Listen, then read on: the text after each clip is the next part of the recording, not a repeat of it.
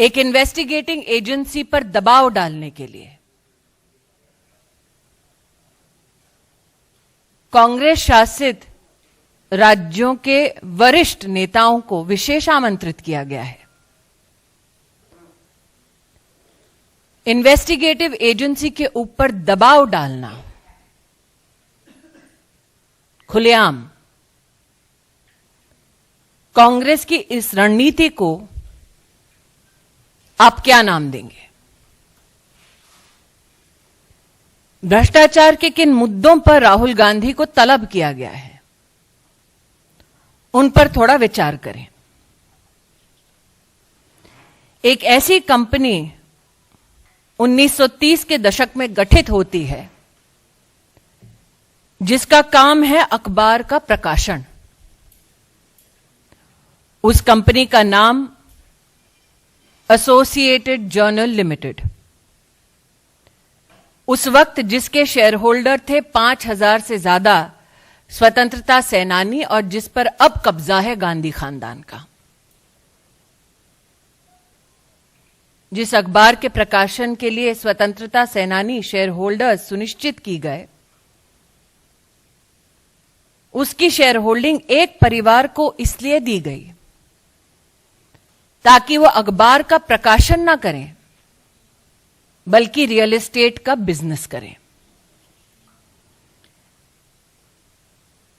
साल 2008 में इस कंपनी ने अपने ऊपर 90 करोड़ का कर्जा चढ़ा लिया था और फैसला किया कि अब यह कंपनी प्रॉपर्टी के बिजनेस में उतरेगी। साल 2010 5 लाख रुपए से यंग इंडिया लिमिटेड नाम की कंपनी बनाई गई। महासचिव राहुल गांधी डायरेक्टर के रूप में इसमें सम्मिलित हुए।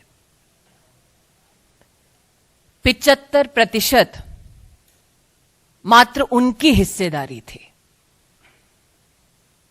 बाकी उनकी माताजी के पास, मोतीलाल वोरा जी और ऑस्कर फर्नांडिस जी जैसे नेताओं के पास।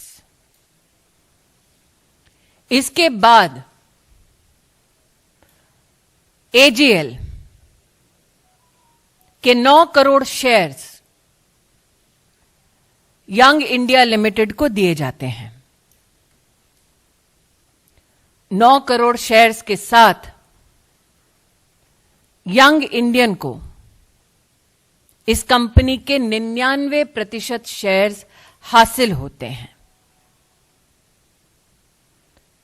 कांग्रेस पार्टी कंपनी को मतलब एजीएल को 90 करोड़ का लोन देती है जो कांग्रेस पार्टी माफ कर देती है। आज मेरा प्रश्न है विनम्रता से उन लोगों से जिन्होंने कांग्रेस का समर्थन किया, कांग्रेस पार्टी के लिए डोनेशन दिया ताकि लोकतांत्रिक गतिविधियों में वो हिस्सा ले सके।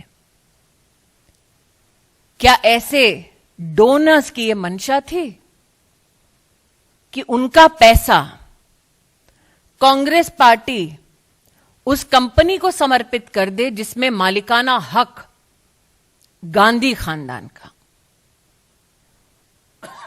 मालिकाना हक कोई भी सामाजिक कार्य के लिए नहीं, क्योंकि यंग इंडिया ने अपनी स्थापना के वक्त एक लाइसेंस लिया under section 25 of companies act कि वो सिर्फ चैरिटी करेंगे। लेकिन साल 2016 में यंग इंडिया ने इस बात को स्वीकार किया कि उन्होंने 6 वर्ष की अवधि में चैरिटी का एक भी काम नहीं किया। प्रश्न यह उठता है, कंपनी बनाई जाती है समाज सेवा के लिए, लेकिन समाज की सेवा नहीं, वो कंपनी मात्र गांधी खानदान की सेवा करने तक सीमित हो जाती है। आज एक प्रश्न उन नेताओं से करना चाहती हूं जो ईडी के ऊपर दबाव डालने के लिए दिल्ली में उपस्थित हुए हैं। आपको राहुल गांधी अगर मिले तो उनसे पूछिएगा कि उनका संबंध डोटेक्स मर्चेंडाइज प्राइवेट लिमिटेड के साथ क्या है। डोटेक्स मर्चेंडाइज प्राइवेट लिमिटेड